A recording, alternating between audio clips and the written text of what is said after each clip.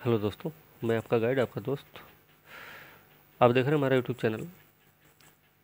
मुख्य परीक्षा के अभ्यास प्रश्न की श्रृंखला चल रही है, जिसमें हम 5 वीडियो कंप्लीट किए हैं। 5 वीडियो में टोटल 25 प्रश्न पूरे हुए हैं अभी तक। आज ये छठा वीडियो है। इसमें अगले जो हैं मतलब करीब 7 प्रश्न होंगे इसमें, और ये 7 प्रश्न जो होंगे ये सेकंड पेपर से संबंधित है। ठीक है, तो इस वीडियो के माध्यम से हम प्रश्न देखेंगे, प्रश्न का फॉर्मेट बताएंगे। उसके बाद उस फॉर्मेट के आधार पे ही हम उसका वर्णन भी करेंगे। जैसा कि पिछली वीडियो आप लोगों ने देखी है, उन सब में हमने फॉर्मेट के साथ साथ उनका एक्सप्लेनेशन भी दिया है, उनकी व्याख्या भी की है, और उम्मीद करते हैं कि आप लोगों को अच्छा खासा बेनिफिट मिल भी रहा होगा उससे। और दिखता भी है कि आप लोग प्रश्न लिखते हैं, कितना सारा सुधार हुआ है। ठीक है, फिर भी कहीं ना कहीं गलती हो जाती है कि प्रश्न को समझने की गलती है, और दूसरी चीज़ है प्रश्न नहीं समझते फिलहाल तो लिखेंगे भी इधर उधर ही लिखेंगे। तो भाई सभी वीडियो अच्छे से देखिए, उनका एक्सप्लेनेशन सुन लीजिए, व्याख्या उनकी सुनिए, फॉर्मेट जैसा है वो देख लीजिए। उसके बाद उत्तर लिखने की कोशिश करिए, तो हमें लगता है कि अच्छा खासा बेनिफिट मिलेगा आप लोगों को। तो शुरू करेंगे आज का प्रश्न। इस वीडियो का पहला प्रश्न है और श्रृंखला का 26वां प्रश्न है। प्रश्न क्या है कि क्या आप इस वक्तव्य से सहमत हैं कि हमारे संविधान ने एक हाथ से मौलिक अधिकार दिया है और किंतु दूसरे हाथ से उन्हें वापस ले लिया है। ठीक है ना, ये चीज़ हम देखेंगे। तो इसमें भाई सबसे पहली बात तो हमें को ये बताना होगा कि मूल अधिकार क्या है, उसका तात्पर्य क्या है, उसकी प्रकृति क्या है, उसका उद्देश्य क्या है, महत्व क्या है, छोटा छोटा, कि भारतीय संविधान के भाग 3 में मौलिक अधिकार से संबंधित प्रावधान है, सबको पता है। सोर्स की बात करेंगे तो भाई अमेरिका के संविधान से लिया गया है। संविधान में 6 प्रकार के मूल अधिकारों का वर्णन किया गया है। ठीक है, इस तरीके से इसका वर्णन करेंगे। थोड़ा सा परिचय देना जरूरी है। अनुच्छेद की बात करेंगे, भाग की बात कर लेंगे, इसमें हम संरक्षण की बात करेंगे। ठीक है, और प्रकृति बताएंगे, प्रकृति कैसी है।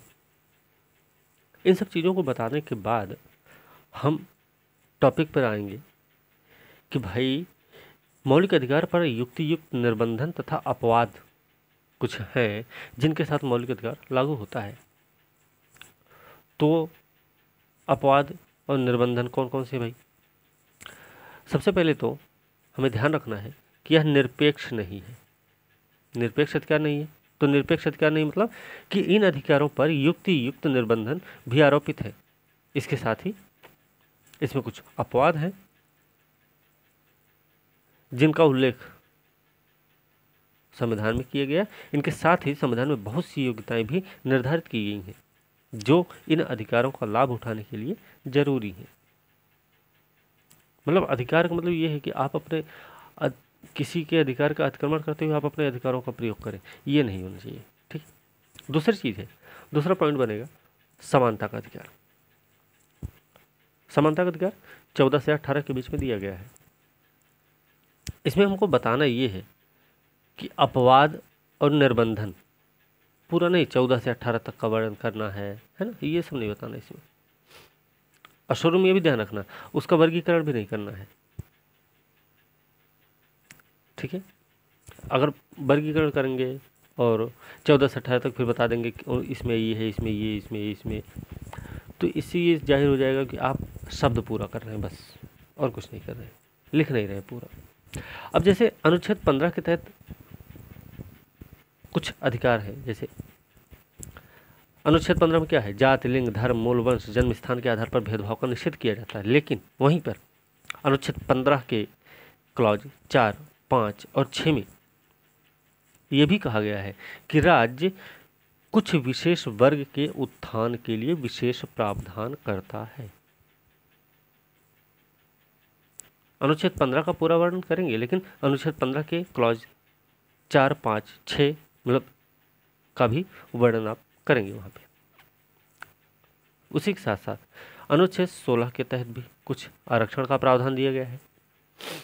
जैसे अनुच्छेद 16 में क्या अवसर की समानता का वर्णन किया गया है। अवसर की समानता होनी चाहिए, सार्वजनिक नियोजन में अवसर की समानता होनी चाहिए प्रत्येक नागरिक के लिए। लेकिन अगर सरकार में जरूरी समझ ले तो उन वर्गों के लिए आरक्षण का भी प्रावधान कर सकती है जिनका राज्य की सेवा में प्रतिनिधित्व कम होता है।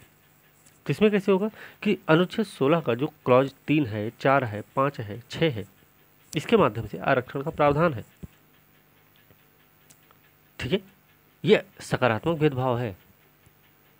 अब वहाँ पे वो चीज़ नहीं दिखा सकते समानता का कि जैसे स्कूल है, स्कूल में कोई ज़्यादा पढ़ने में तेज है, कोई कम है, कमज़ोर है कोई, तो सबको एक बराबर से नंबर नहीं दे सकते ना, इस तरीके से। तो अनुच्छेद 16 में 3, 4, 5 और 6 के माध्यम से आरक्षण का भी प्रावधान है। ठीक है, इसके अलावा फिर अगला पॉइंट बनेगा स्वतंत्रता का अधिकार। अनुच्छेद 19 से 22 के बीच में स्वतंत्रता का अधिकार है। तो 19 के तहत यह है कि भाषा विचार प्रकट करने की स्वतंत्रता का अधिकार है, जमा होने मतलब संघ यूनियन बनाने की आज़ादी है, इसमें आने जाने निवास करने की आज़ादी है, जीविकोपार्जन करने की आज़ादी है, व्यवसाय करने की आज़ादी है। यहीं पर अनुच्छेद 19(2) के तहत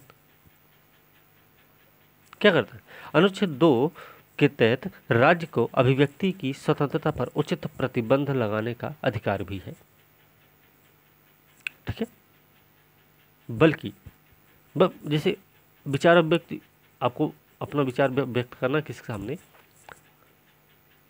तो ये थोड़ी ना कि आप अपने अधिकार का ही प्रयोग करें, आप मानवाधिकार भी तो है आपका ही, उसको भी ध्यान में रखना पड़ेगा।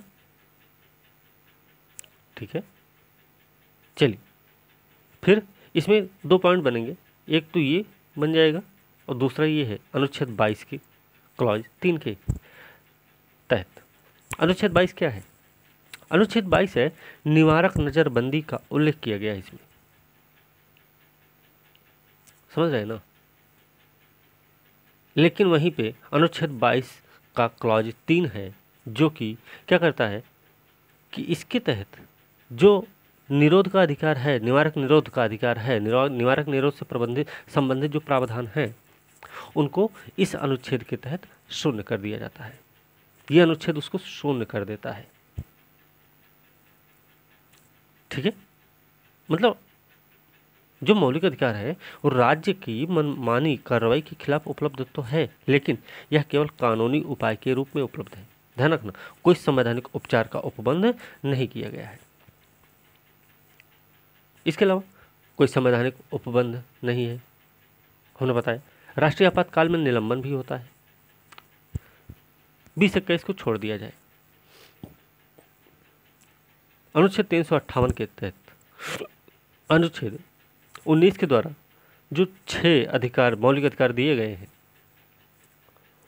उनका निलंबन होता है अनुच्छेद 358 के तहत। याद रखना, यह प्रश्न प्री वाली परीक्षा में कई बार पूछा भी गया है। साथ में 359 के तहत, अनुच्छेद 359 के तहत राष्ट्रपति अन्य मौलिक अधिकारों को भी एक विशिष्ट आदेश के माध्यम से निलंबित कर सकता है, लेकिन 20 और 21 को छोड़कर। मौलिक अधिकार में संशोधन भी हो सकता है। भाई संपत्ति का अधिकार था, देखिए संसद क्या है कि मौलिक अधिकारों में संशोधन भी किया है, संसद ने किया है। इसमें प्रावधान जोड़ने का ही नहीं, इसमें प्रावधान को हटाने का भी प्रावधान सही भी है। क्यों? क्योंकि भाई संपत्ति का जो अधिकार था अनुच्छेद 31 के तहत, उसे मौलिक अधिकार से हटा दिया गया, उसको कानूनी अधिकार में शामिल किया गया। ठीक है, ये पूरा आपका उत्तर हो जाएगा। अब अंत में एक निष्कर्ष होना चाहिए। निष्कर्ष ऐसा होना चाहिए जो सटीक हो, जो आपके उत्तर से तालमेल खाता हो, वो प्रश्न को भी व्याख्यायित कर दे। तो मौलिक अधिकारों पर लगाए गए प्रतिबंधों की आलोचना की जाती है, लेकिन देश में कुछ अंतर्निहित मुद्दे भी विद्यमान हैं। इनके समाधान के लिए संविधान निर्माताओं द्वारा इस पर उचित प्रतिबंध आरोपित किए गए। आवश्यकता ये है कि लोग अपने अधिकारों के प्रति अधिक जागरूक हों, ताकि समय के साथ देश का लोकतंत्र पूर्ण रूप से विकसित हो जाए और ये प्रतिबंध खुद ही अर्थहीन हो जाए। बात समझ रहे हैं ना? जो हमने पॉलिटी का वीडियो बनाया है, आप वीडियो चैनल पे जाएंगे तो उस प्लेलिस्ट है भारतीय संविधान, उसमें जो मौलिक अधिकार पर हमने वीडियो बनाए हैं उसमें आप देखेंगे तो उसमें अच्छे से उसकी व्याख्या की गई है। ठीक है, तो इस तरीके से ये आपका प्रश्न हुआ कंप्लीट। अगला प्रश्न क्या है? अगला प्रश्न है कि भारतीय संसद गैर प्रभुता संपन्न विधि निर्मात्री संस्था है, इस कथन की समीक्षा कीजिए। तो कैसे है भाई, इसके प्रश्न के बारे में समझना कि प्रश्न में कहा क्या जा रहा है, भाई पूछ क्या रहे हैं। तो भारत में संसद जो है वो क्या है कि किसी भी अन्य लोकतांत्रिक देश के समान विधि निर्माण की शक्ति समेत अनेक शक्तियों से सुसज्जित है भारत की संसद। फिर भी इसके संप्रभु विधि निर्मात्री संस्था और गैर संप्रभु विधि निर्मात्री संस्था के रूप में ये चर्चा का विषय बना ही रहता है। अब हम यहाँ पे देखेंगे संप्रभु है या गैर संप्रभु है, दोनों चीज़ों का ध्यान रखना है। तो सबसे पहले डायसी की एक कसौटी है, इस पे हम इसको देख लेते हैं क्या है। तो भाई डायसी की जो कसौटी है उसमें सभी कानून संसद बना सकती है, इनका मानना है। ठीक है, दूसरा मतलब ऐसा कोई कानून नहीं जो संसद ना बना पाए। दूसरा क्या है कि सभी कानून संसद निरस्त भी कर सकती है, संशोधित भी कर सकती है। मतलब ऐसा कोई कानून नहीं बना है, ऐसा कोई कानून है नहीं कि जिसे संसद निरस्त या संशोधित ना कर सके। दूसरा पॉइंट हो गया। तीसरा पॉइंट क्या है कि मौलिक या संवैधानिक और अन्य कानूनों में कोई भेद नहीं होता है। मतलब अगर हम डायसी की इन तीनों चीजों पर ध्यान रखें तो क्या ये चीजें भारत के संसद के लिए हैं, साबित हो रही, मतलब सही साबित हो रही हैं। अब देखिए, अगर डायसी की संसद की संपत्तियों के बारे में अवधारणा को आधार माने तो भारतीय संसद इसकी कसौटी पर खरा नहीं उतरता है। अब आप देख सकते हैं ऐसा कोई कानून नहीं जिससे संसद ना बना सके, सभी मतलब ऐसा कोई कानून नहीं जिससे संसद ना बना पाए। फिर इस तरह भारतीय संसद एक संप्रभु संस्था नहीं मानी जा सकती है। भाई डायसी के अनुसार क्या है, ऐसा कोई कानून नहीं है जिससे संसद नहीं बना सकती, ऐसा कोई कानून नहीं है जिससे संसद निरस्त या संशोधित नहीं कर सकती, और जिसे परंतु भारतीय संसद को इस प्रकार के असीमित अधिकार संविधान प्रदान नहीं करता है। इसको देखने के लिए हम थोड़ा सा तथ्य को स्पष्ट करने की कोशिश करते हैं। तो कैसे करेंगे? कानून बनाने का अधिकार असीमित नहीं मतलब सीमित है। भाई पहली चीज हो गई कि भारतीय संविधान संसद को कानून बनाने का अधिकार तो देता है, लेकिन यह अधिकार निरपेक्ष नहीं है। अर्थात मतलब क्या है कि संविधान के भाग 3 में मौलिक अधिकारों से संबंधित प्रावधान दिए गए हैं, आप लोगों को भी पता है। तो संविधान के भाग 3 में जो मौलिक अधिकार है उसमें सकारात्मक संशोधन हो सकता है, लेकिन नकारात्मक संशोधन नहीं कर सकती है संसद। याद रखना। इसके साथ ही संविधान राज्य सूची से संबंधित विषयों पर विधि का निर्माण नहीं कर सकती है, संविधान नहीं, संसद। दूसरी चीज न्यायिक समीक्षा की शक्ति। ये क्या है भाई?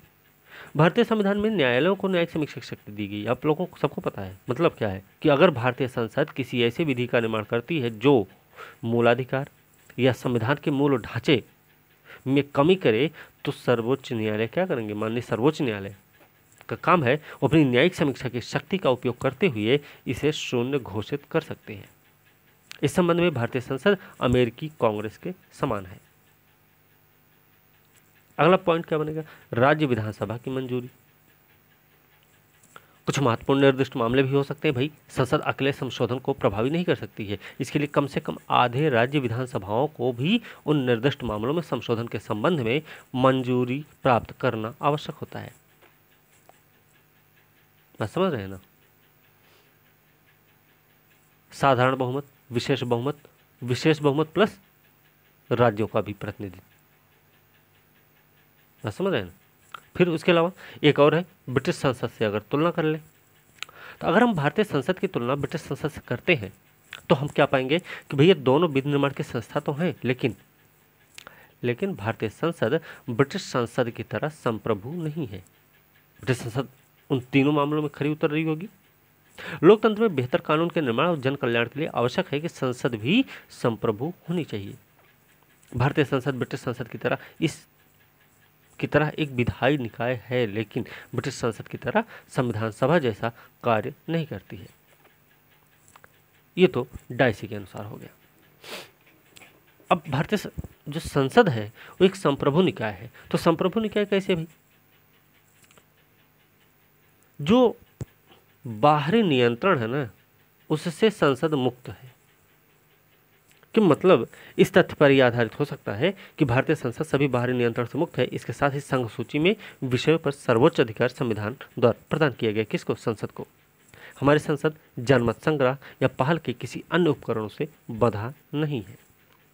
लेकिन वास्तविक रूप से देखा जाए तो ब्रिटिश संसद की तरह भारतीय संसद जनादेश से बंधी हुई है। अंत में एक निष्कर्ष भी देना होगा। ये देखिए स्पेलिंग मिस्टेक होगी थोड़ी सी, ठीक है। निष्कर्ष में क्या कहेंगे? इस प्रकार भारतीय संसद को विशाल मतलब अधिकार तो मिले हैं, लेकिन असीमित नहीं भाई। भारतीय संसद संविधान द्वारा निर्धारित सीमा के भीतर अपनी शक्ति का प्रयोग करती है और इस प्रकार भारतीय संसद आंतरिक मामलों में सर्वोच्च और बाह्य मामलों में स्वतंत्र है। इस प्रकार से ये प्रश्न भी हो गया। अगला प्रश्न देख लेते हैं। अगर व्याख्या लंबी होगी तो प्रश्न कम रहेंगे, ध्यान रखना। अगला प्रश्न क्या है कि भारतीय राजनीतिक दलीय व्यवस्था राष्ट्र उन्मुखी न होकर व्यक्ति उन्मुखी है। इस तथ्य को बिहार राज्य के परिप्रेक्ष्य में स्पष्ट करना हमको। नेशनलिस्टिक बोलते हैं, राष्ट्रोन्मुखी। इसमें तो पहले भाई राष्ट्रोन्मुखी या व्यक्तिोन्मुखी कैसे करेंगे? तो कुछ दशक हैं भाई, हाल में देखें तो भारत के कुछ राजनीतिक दलों में राष्ट्रोन्मुखी की जगह व्यक्ति उन्मुखी होने की प्रवृत्ति देखी गई। दलीय व्यवस्था के राष्ट्रोन्मुखी होने से मतलब क्या है कि इसका मतलब यह है कि राजनीतिक दल अपनी सारी गतिविधियों को संपादित करने में राष्ट्र को प्रधानता देते हैं और राष्ट्र के हित को आगे बढ़ाते हैं।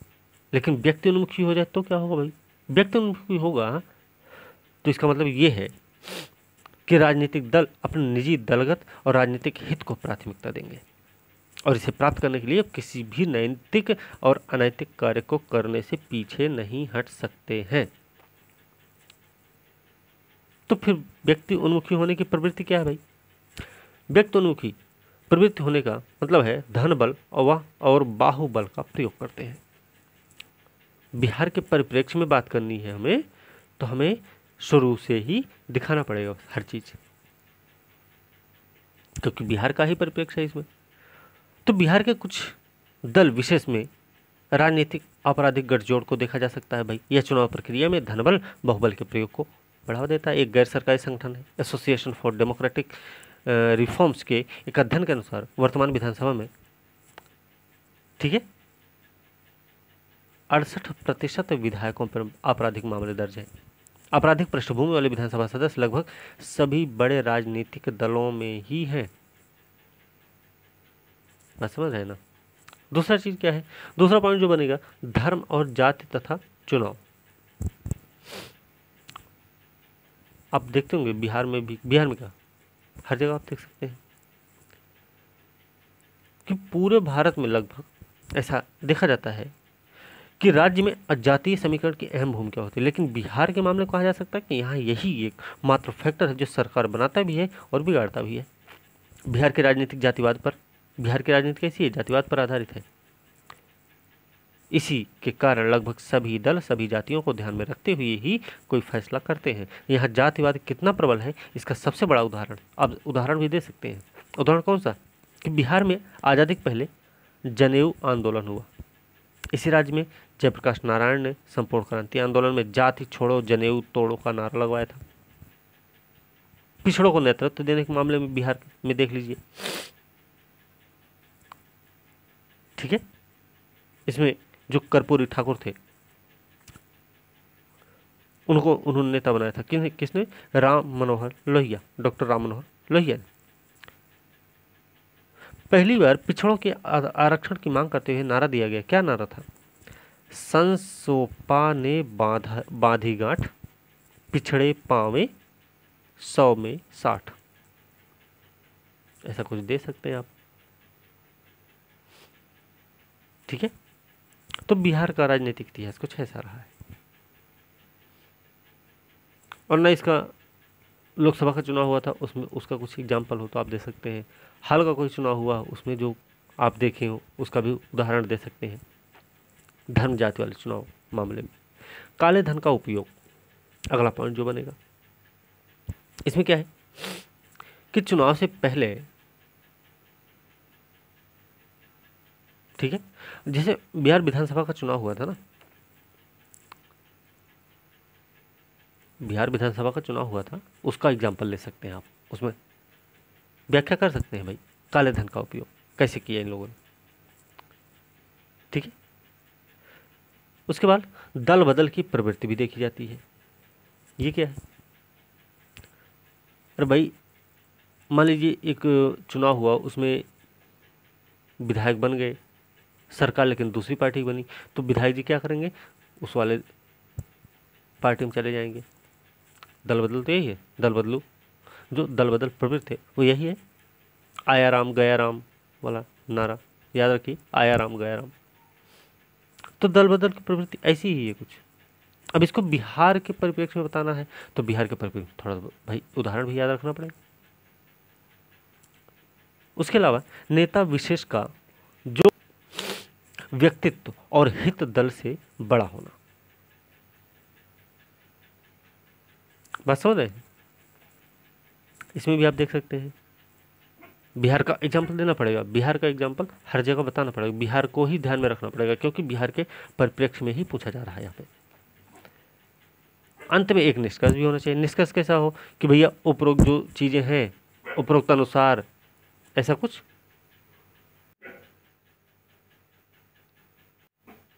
ठीक है। तो अंत में निष्कर्ष भी देना होगा। तो निष्कर्ष कैसा होगा?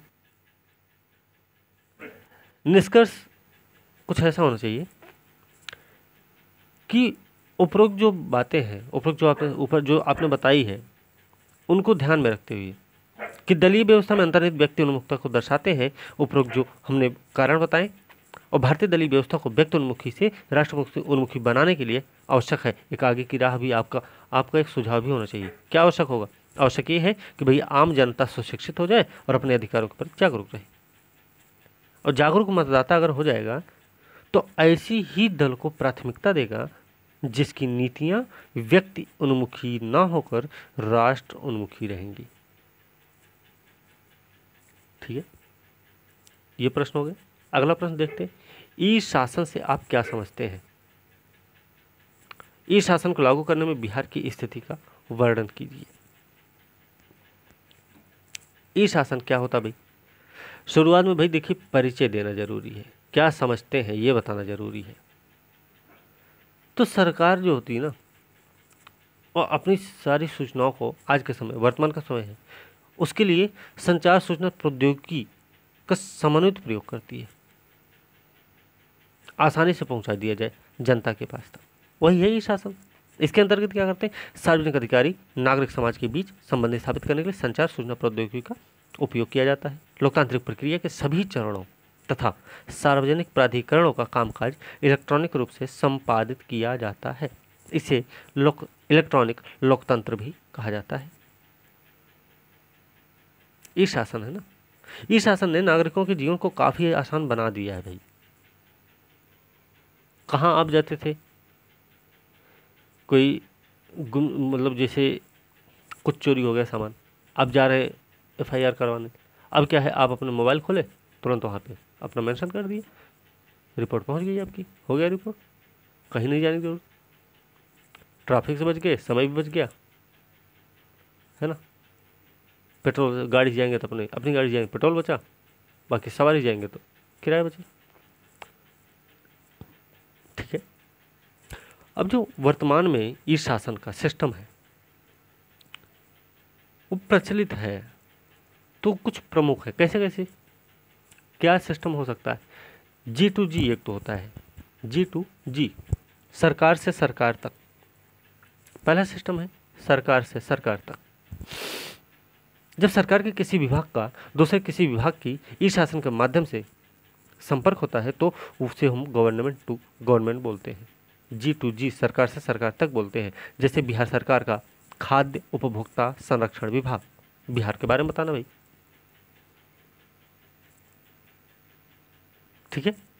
खाद्यान्न संबंधी आवश्यकताओं की सूचना कृषि मंत्रालय को भेजें, वित्त मंत्रालय, अन्य मंत्रालय, जो कुछ वो सब। फिर सरकार से जनता तक भी है। इसका क्या है भाई? सरकार से जनता तक के बारे में देखेंगे।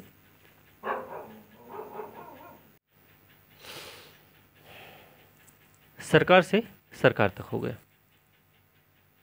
ठीक है। अगला पॉइंट है सरकार से जनता तक। ये क्या होगा भाई? सरकार और नागरिकों के बीच पारस्परिक व्यवहार जो होता है वो इसी श्रेणी में आएगा। जैसे बिहार सरकार देखें तो RTPS के माध्यम से उपलब्ध कराई गई कई सेवाएं। उसके अलावा सरकार से व्यवसाय तक, इसमें क्या है भाई? सरकार का व्यापार जगत से संपर्क कर लेन देन होता है इसके माध्यम से। बिहार सरकार द्वारा विभिन्न विभागों के उपयोग के लिए ऑनलाइन ट्रेडिंग के माध्यम से खरीद करना, व्यवसाय निर्बंधन संबंधी सुविधा प्रदान करना, ये सब इसमें शामिल होगा। वो आप अपने तरीके से मेंशन करिए उसको। सरकार से कर्मचारी तक, इतना तो बताना है, लेकिन अब बिहार की स्थिति भी बतानी पड़ेगी। क्या पूछा गया इसमें? इस शासन को लागू करने में बिहार की स्थिति का वर्णन करना है। तो हम बिहार की स्थिति पर भी चर्चा कर लेते हैं। तो बिहार में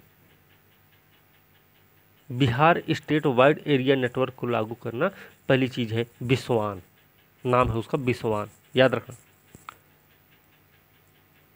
बिस्वान से सभी 38 जिले 495 प्रबंधों को प्रखंड जो ब्लॉक होते हैं उन सबको जोड़ा गया है। इसके तहत DHQ और BHQ स्तर के सभी सरकारी कार्यालयों में वॉइस वीडियो डाटा के आदान प्रदान करने हेतु नेटवर्क कनेक्टिविटी किया गया है। दूसरा पॉइंट क्या बनेगा भाई? बिहार जन शिकायत निवारण प्रणाली का संचालन। इसके तहत जनता के दरबार में मुख्यमंत्री कार्यक्रम में आए आवेदनों को निष्पादित करने में सहूलियत हुई है। ध्यान रखना, इससे विभिन्न विभागों जिला प्रशासन जुड़े आवेदनों को निष्पादित समय पर कराने में सहायता मिली है। उल्लेखनीय है कि यह प्रणाली विवाद आधारित एक कंप्यूटर की जन शिकायत निवारण प्रणाली है। इसके अलावा बिहार की स्थिति में ई प्रोक्योरमेंट को लागू करना। इसके तहत ऑनलाइन निविदा किए जा रहे हैं, जिससे निविदा प्रक्रिया में पूर्ण पारदर्शिता भी आई है। उल्लेखनीय ये भी है भैया, राज्य सरकार की अधिकांश निविदाओं के लिए ई प्रोक्योरमेंट प्रक्रिया अनिवार्य बना दी गई है। इससे संवेदकों को निविदा भरने में काफ़ी आसानी होती है।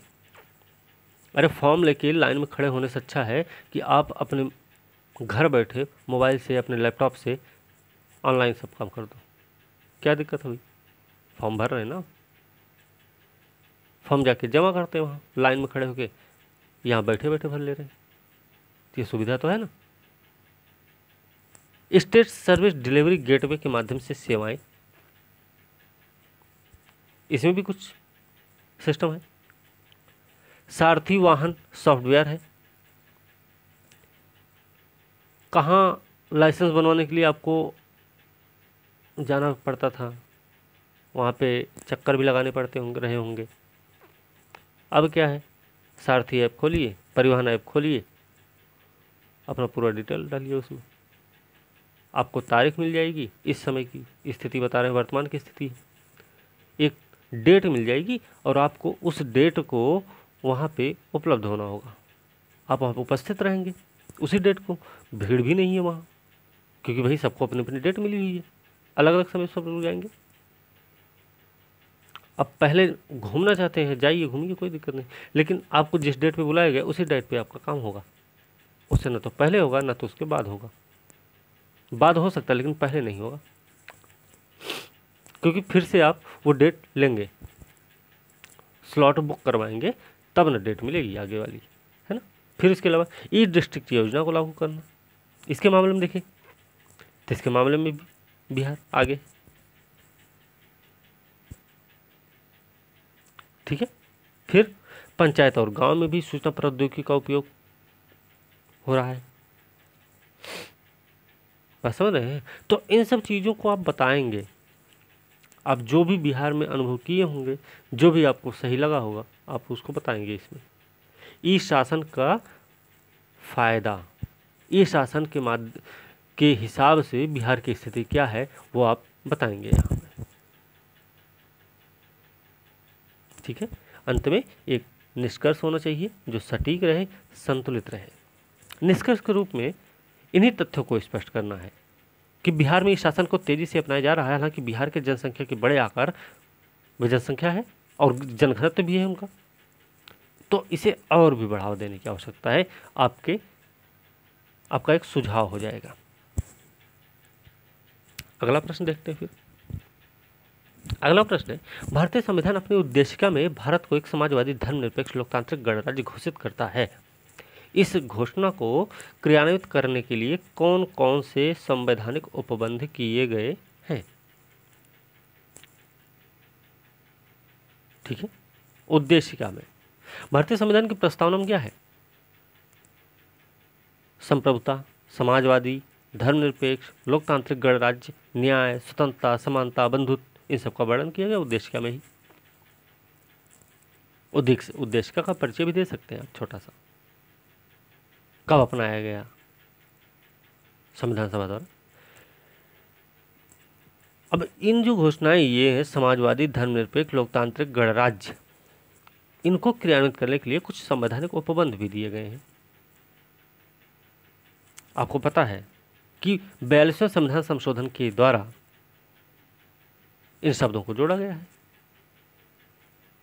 और भारतीय संविधान का जो भाग 4 है, डीपीएसपी, राज्य के नीति निर्देशक तत्व, उसमें समाजवादी लक्षण मौजूद है। तो जो समाजवादी लक्षण मौजूद हैं वो कौन कौन से हैं भाई? अनुच्छेद 38 है, 39 है, 39 का भी है, 41 है, अनुच्छेद 42 है, अनुच्छेद 43 का, अनुच्छेद 45 है। ये सारे क्या समाजवादी लक्षण हैं, ये समाजवादी लक्षण है। तो धर्मनिरपेक्ष क्या है? धर्मनिरपेक्ष की प्रवृत्ति अगर देखेंगे तो संविधान में स्थान क्या है, उसके बाद संविधान का स्थान, संविधान में इसका स्थान वो बताना, फिर उसके बाद अनुच्छेद 25 से 28 तक की चर्चा कर देनी। अनुच्छेद 25 में क्या है? अंतःकरण की धर्म को अबाध रूप से मानने, आचरण, प्रचार करने की स्वतंत्रता है। 26 में क्या है? धार्मिक कार्यों के प्रबंध की स्वतंत्रता। 27 में क्या है? धर्म की अभिवृद्धि के लिए करों के संदाय की स्वतंत्रता है। 28 में धार्मिक शिक्षा में उपस्थित होने से स्वतंत्रता है। फिर लोकतांत्रिक गणराज्य की प्रवृत्ति भी बतानी पड़ेगी हमको ऐसे ही। तो इसमें भैया जनता का शासन है, उसके अलावा संसद और राष्ट्रपति की स्थिति बतानी पड़ेगी ना। तो एक गणतंत्र में राजनीतिक संप्रभुता एक राजा की बजाय लोगों के हाथों में निहित होती, मतलब जनता का शासन है। क्यों? क्योंकि प्रतिनिधि जो होते हैं वो जनता के द्वारा प्रत्यक्ष रूप से चुने जाते हैं। राष्ट्रपति की बात कर लें, अब संसद में जो लोकसभा सदस्य हैं उन सबको जनता प्रत्यक्ष रूप से चुनती है। राज्यसभा सदस्यों को कैसे चुना जाता?